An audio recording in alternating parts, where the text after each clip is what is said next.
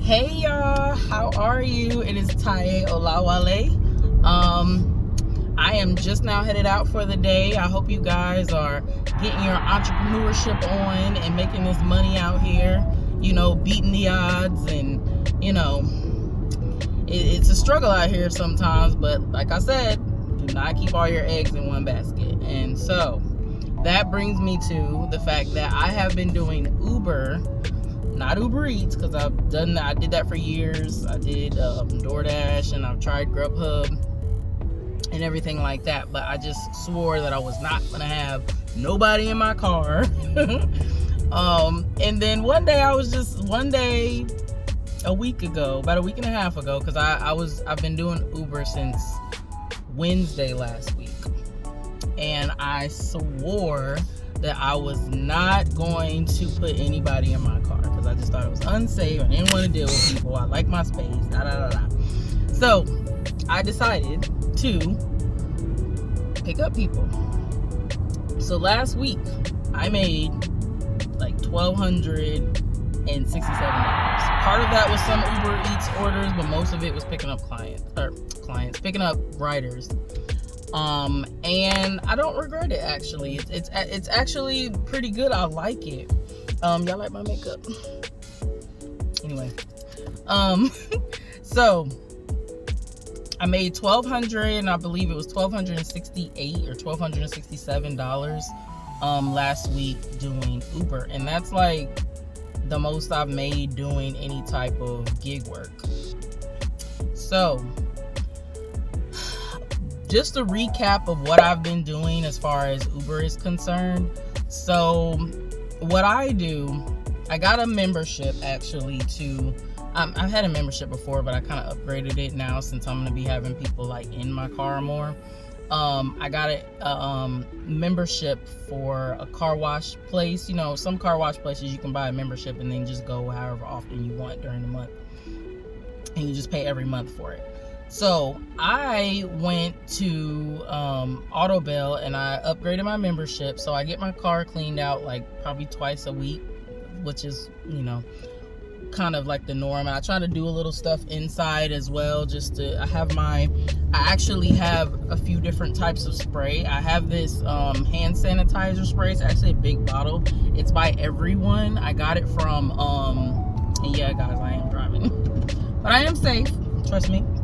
I got it from Whole Foods. I had like the little small hand sanitizer, and I just love the smell. And so it kind of freshens the air. You can also spray it on like the door handles and the belt buckles and all that kind of thing, just to kind of sanitize, but also it doesn't have like a Lysol-y smell, because I cannot stand that smell. Ew. I mean, I know, some people like those strong smells. I do not like strong smells of bleach, and I don't. Like, we can disinfect without that just kind of stark, smell. But anyway, so I have that. I also have another spray that I have. I like natural ingredients. This is by Simply Truth, and it's an air freshener. It's kind of strong. It's an air freshener and an odor neutralizer, so it's not so much a Febreze, even though I do like Febreze too, but I try to stay more towards cleaner, less chemical products. Chemicals, they have their place. I'm not going to sit up here and say I don't use them at all, but I try to stay as like kind of clean as possible if I can. But anyway, so this is just a kind of updates on what I've discovered and what I've been doing since I started Uber a week and a half ago. Uber rideshare. So I like it. I haven't had any issues as far as picking up weird people or anything like that, but I will say that you have to definitely make sure that your clients wear their seatbelts because a lot of them, I'm in Virginia, so a lot of people will jump in the vehicle and not, put a seatbelt on in the back seat. And that's one of the things that Uber asks, like when you drop off the rider, if they wore their seatbelt. And, I check back and I'm like, before, we take off or whatever. Sometimes I've forgotten because I've just kind of taken off, I will admit. But I'll, turn around and I'll be like, oh, okay, do you have your seatbelt on? Some people, some people will put their seatbelt on, but most people, you kind of have to like remind them.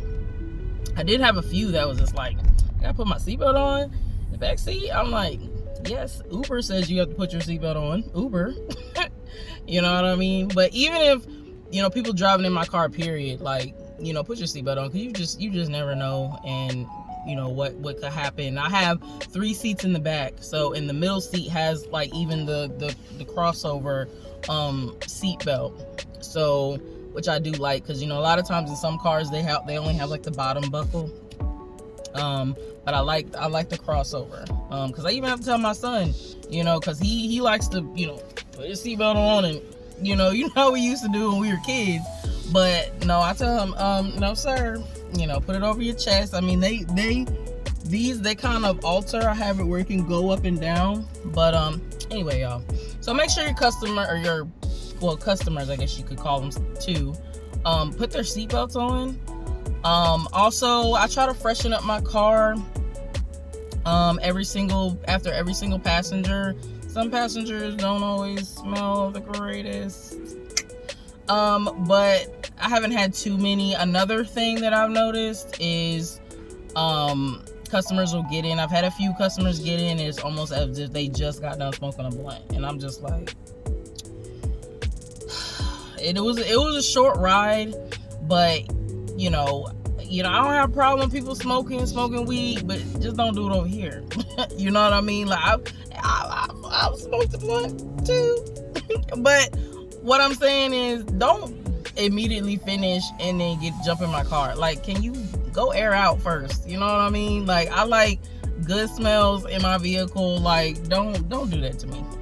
You know what I mean? Because contrary to what some people's belief is, weed smells very strong, and I would say that I prefer it above the smell above cigarette smell, because cigarettes is just nasty, and if you smoke, I'm sorry, but that's how I feel about it. But I mean, weed smoking, like, the smell is just anyway. So the other thing is be aware that those things might happen.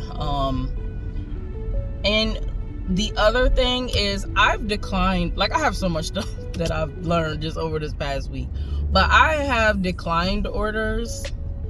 Not orders, but like rides. I decline them, and I have like a 5-star customer rating, because I'm a cool person. You know what I mean? I'm cool. I might, with the people that wanted to try to give me a little bit about the seatbelt, I was stern with them, but I was also cool at the same time, and we had good conversations and stuff like that. Another thing is that people talk to me, I talk to them. If they don't, and they might talk to me initially, and then they just want to kind of chill for the rest of the ride, that's fine too. Like, I don't have a problem with that. Whatever you want to do that. Do you, boo, because I'm gonna do me. I have 2 stations that I kind of switch to. Like, if I have like people of color or whatever in my car, or people who are kind of like I don't know, they seem like they would like the type of like R&B or hip-hop type music. I have like 2 stations that I switch it from, like more your contemporary 100 top hits, versus R&B, hip-hop, so I'll switch it depending on the type of, and I won't turn it up very loud. It's like, it's really low, just in case. It's like loud enough to where if they want to talk on the phone, they can, without having to be like, hey, can you turn your volume down, or to the point where it's not awkward in the car if they don't want to talk. Because you gotta think about these certain things when you're in the car. It's very much psychological in a sense, when you're dealing with people, and it's not as bad as I thought it was going to be, because I'm the type of person that I don't like to be around too many people all the time, because the energy, it can be draining for me, especially if I'm having to like entertain and all that kind of thing. I'm tired by the end of it all.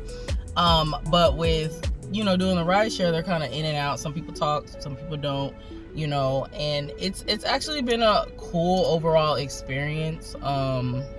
I feel like I'm kind of jumping around a bit, but y'all give me one second because I gotta stop at Starbucks real quick. Hold on. Okay, y'all. So I'm back in the car. Got my matcha tea latte. Y'all, this is like an everyday thing for me. I'm addicted. So I'm not even gonna lie. I am addicted.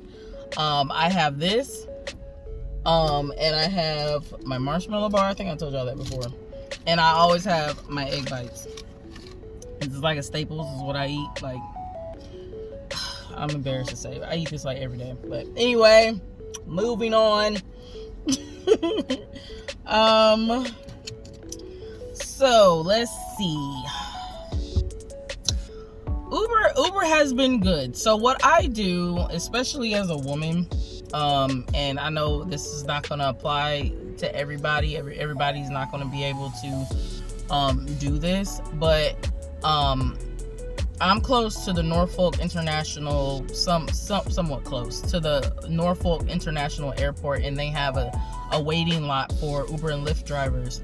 So I know I told you guys before that, I wasn't, going to be driving people at night. So what I did to kind of combat that kind of,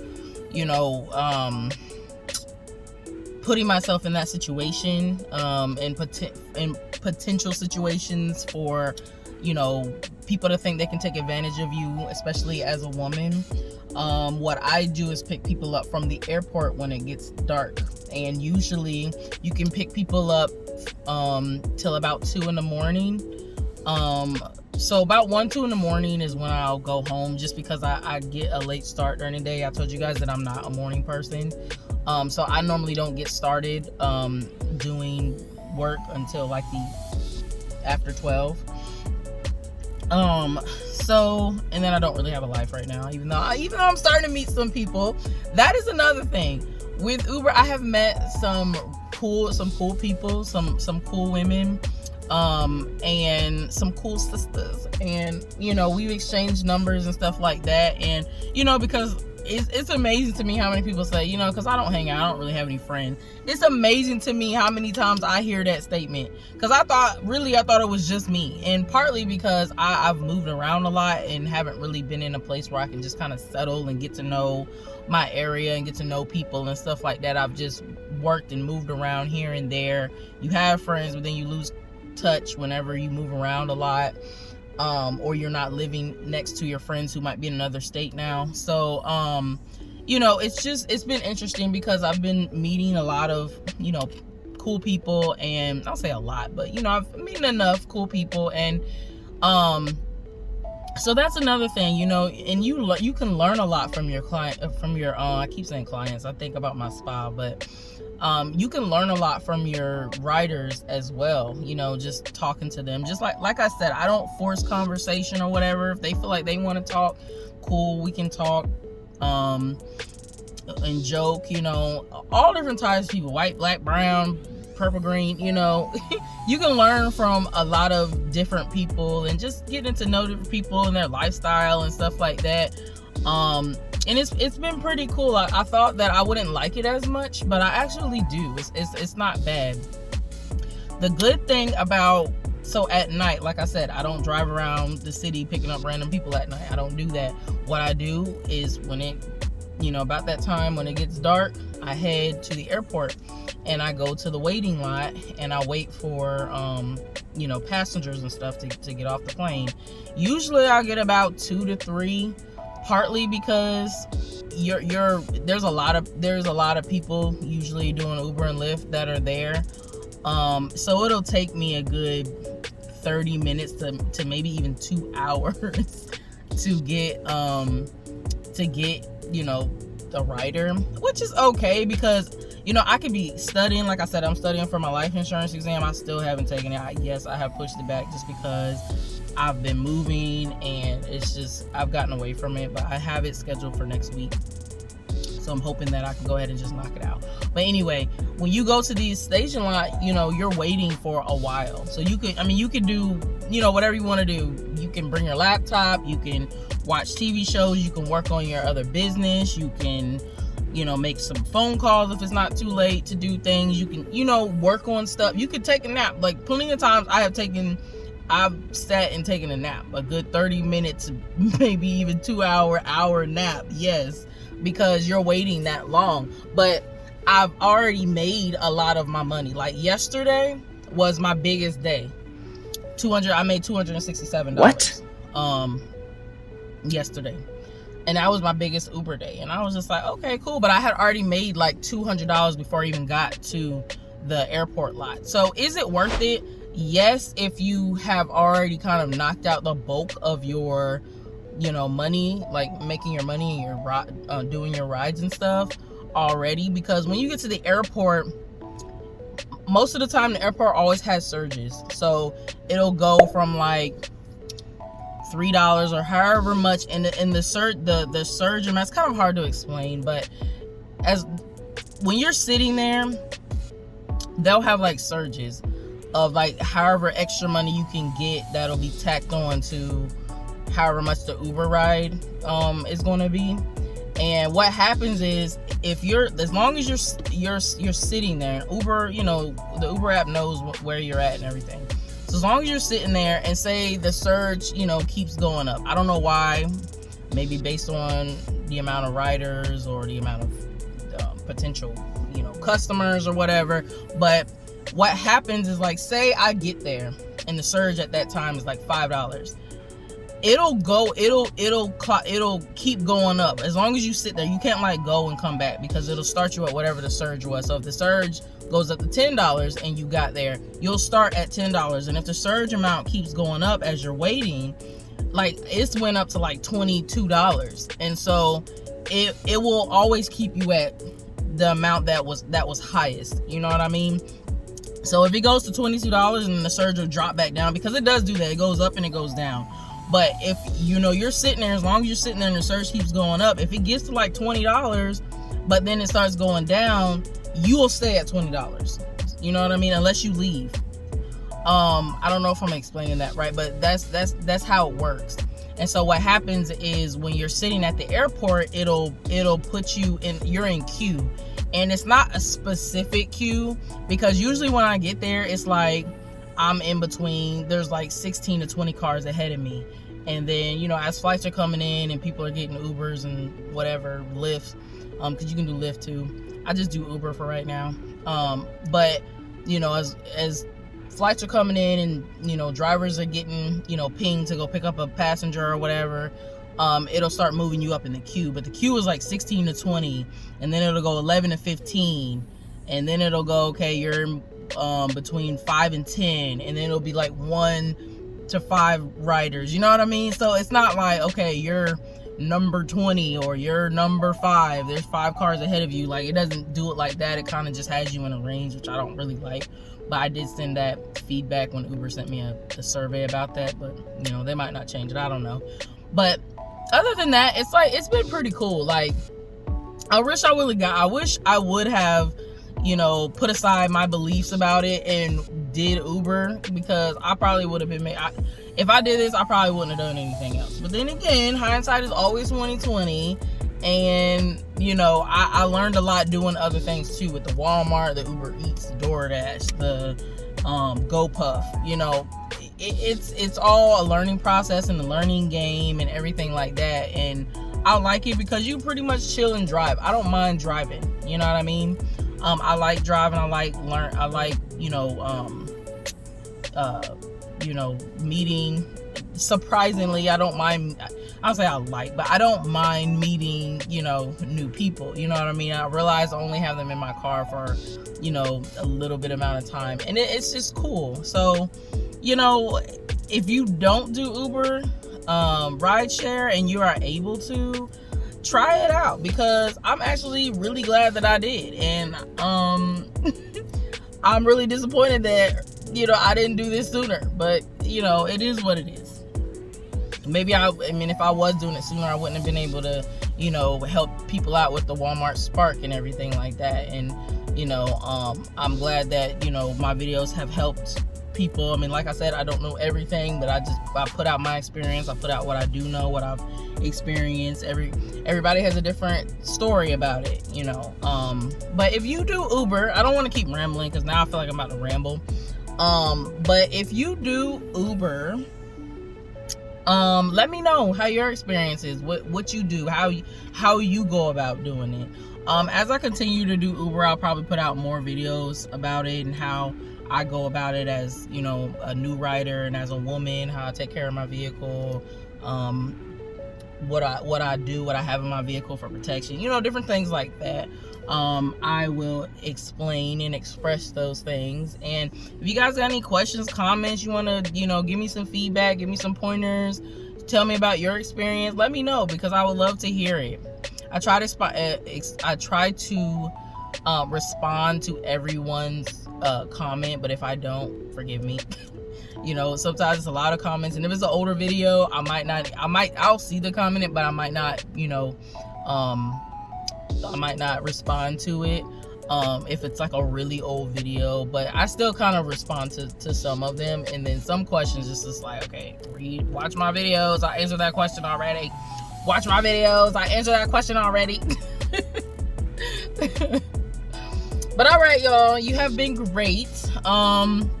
Like I said, like, comment, share, subscribe. I am at like 710 subscribers. So y'all, we are on our way. So like I said, I will be giving away a surprise. I don't know what it is yet, but I will be giving away something when I reach 1,000 subscribers. So subscribe. All right, y'all. Bye.